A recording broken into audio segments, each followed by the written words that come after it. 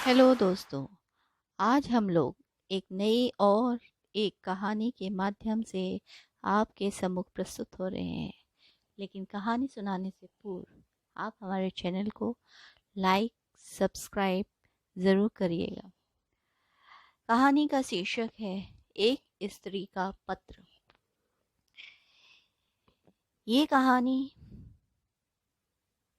नारी जीवन के सामाजिक बंधन और उसके शोषण और दर्द की मार्मिक कहानी है, जिसे बहुत ही सशक्त माध्यम से और मार्मिक ढंग से प्रस्तुत किया गया है।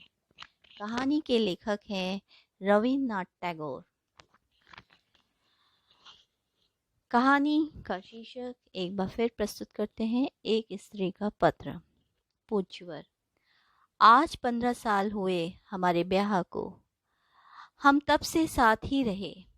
अब तक चिट्ठी लिखने का कोई मौका नहीं मिला।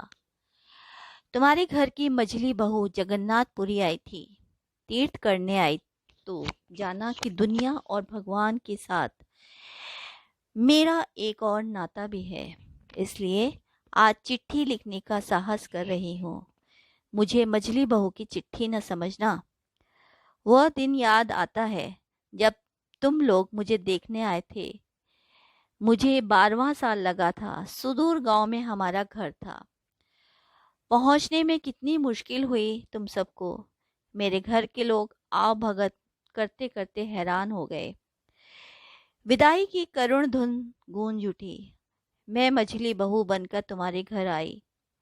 सभी औरतों ने नई दुल्हन को जांच परख कर देखा। सबको मानना पड़ा बहू सुंदर है। मैं सुंदर हूँ, ये तो तुम लोग जल्दी भूल गए, पर मुझ में बुद्धि है, ये बात तुम लोग चाह कर भी ना भूल सके। माँ कहती थी, औरत के लिए तेज दिमाग भी एक बला है। लेकिन मैं क्या करूं? तुम लोगों ने उठते बैठते कहा ये बहुत तेज है। लोग बुरा भला कहते हैं सो कहते रहें। मैंने सब माफ कर दिया। मैं छिप छिप कर कविता लिखती थी। कविताएं थी तो मामूली, लेकिन उनमें मेरी अपनी आवाज थी। वे कविताएं तुम्हारे रीत रिवाजों के बंधनों से आजाद थी। मेरी नन्ही बेटी को छीनने के लिए मौत मेरे पास बहुत आई। उसे ले गई, पर मुझे छोड़ गई। माँ बनने का दर्द मैंने उठाया, पर माँ कहलाने का सुख न पा सकी। इस हादसे को भी पार किया, फिर से जुट गई रोजमर्रा के कामकाज में। गाय भैंस सानी पानी में लग गई। तुम्हारे घर का माहौल रूखा और घुटन भरा था। ये गाय भैंस ही मुझे अपने से लगते थे। इसी तरह शायद जीवन बीत जाता। आज का ये पत्र लिखा ही नहीं जाता, लेकिन अचानक मेरी गृहस्थी में जिंदगी का एक और बीज आ गिरा। ये बीज जड़ पकड़ने लगा और गृहस्थी की पकड़ ढीली होने लगी। जेठानी जी की बहन बिंदु अपनी माँ के गुजरने पर हमारे घर आ गई। मैंने देखा तुम सभी परेशान थे। जेठानी जी के पीहर की लड़की न रूपवती न धनवती। जेठानी दीदी इस समस्या को लेकर उलझ गई। एक तरफ बहन का प्यार तो एक तरफ ससुराल की नाराजगी। अनाथ लड़की के साथ ऐसा रूखा बर्ताव होते देख मुझसे रहा न गया। मैंने बिंदु को अपने पास जगह दी।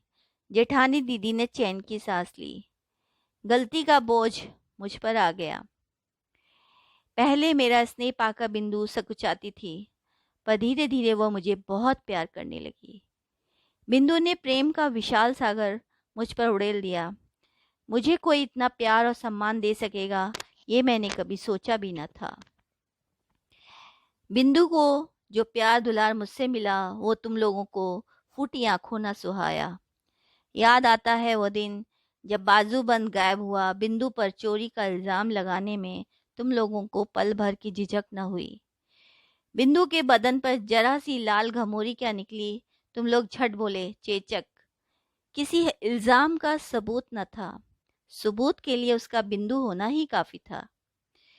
बिंदु बड़ी होने लगी, साथ साथ तुम लोगों की नाराजगी भी बढ़ने लगी।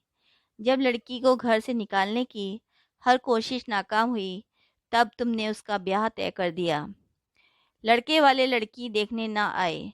तुम लोगों ने कहा ब्याह लड़के के घर से होगा, यही उनके घर का रिवाज है। सुनकर मेरा दिल कांप उठा। ब्याह के दिन तक बिंदु अपनी दीदी के पांव पकड़कर बोली, दीदी मुझे इस तरह मत निकालो, मैं तुम्हारी गौशाला में पड़ी रहूंगी, जो कहूंगी करोगी और जो कहोगी वो मैं करूंगी। बेसहारा लड़की सिसकती हुई मुझसे बोली, दीदी क्या मैं सचमुच अकेली हो गई हूँ? मैंने कहा, ना बिंदु ना, तुम्हारी जो भी दशा हो मैं हमेशा तुम्हारे साथ हूँ। जेठानी दीदी की आंखों में आंसू थे।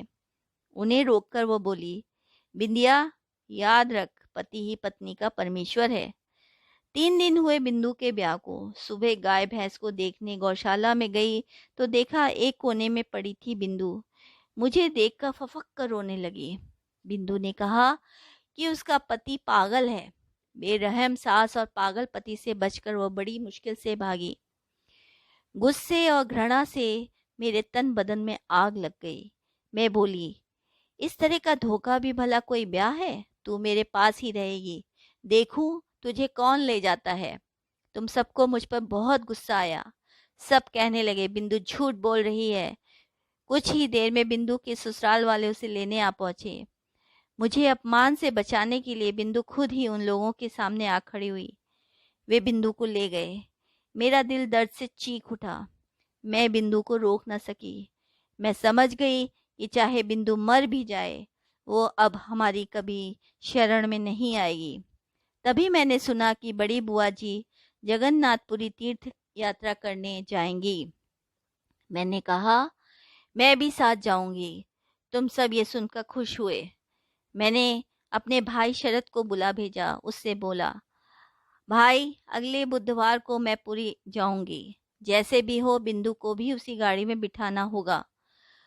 उसी दिन शाम को शरद लौट आया। उसका पीला चेहरा देखकर मेरे सीने पर सांप लौट गया। मैंने सवाल किया, उसे राजी नहीं कर पाए? उसकी ज़रूरत नहीं, बिंदु ने कल अपने आप को आग लगाकर आत्महत्या कर ली। शरद ने उत्तर दिया। मैं स्तब्ध रह गई। मैं तीरथ करने जगन्नाथपुरी आई हूँ, बिंदु को यहाँ तक आने की ज़रूरत ही नहीं पड़ी, लेकिन मेरे लिए ही ज़रूरी था।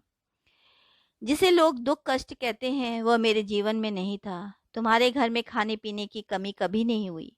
तुम्हारे बड़े भैया का चरित्र जैसा भी हो, तुम्हारे चरित्र में कोई खोट न था। मुझे कोई शिकायत नहीं है, लेकिन अब मैं लौटकर तुम्हारे घर नहीं आऊंगी। मैंने बिंदु को देखा। घर गृहस्थी में लिपटी औरत का परिचय मैं पा चुकी।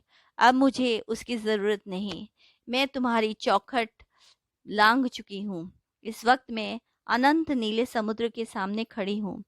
तुम लोगों ने अपने रीत रिवाजों के पर्दे में मुझे बंद कर दिया था। न जाने कहाँ से बिंदु ने इस पर्दे के पीछे झांक कर मुझे देख लिया और उसी बिंदु की मौत ने हर पर्दा गिराकर मुझे आज़ाद किया। मजली बहू खत्म हुई। क्या तुम सोच रहे हो कि मैं अब बिंदु की तरह मरने वाली हूँ? डरो मत, मैं तुम्हारे साथ ऐसा पुराना मजाक नहीं करूँगी। मीरा बाई भी मेरी तरह औरत थी। उसके बंधन भी कम नहीं थे। उनसे मुक्ति पाने के लिए उसे आत्महत्या तो नहीं करनी पड़ी। मुझे अपने आप पर भरोसा है। मैं जी सकती हूँ। मैं जीऊँगी तुम लोगों के आश्रय से मुक्त। मृणाल।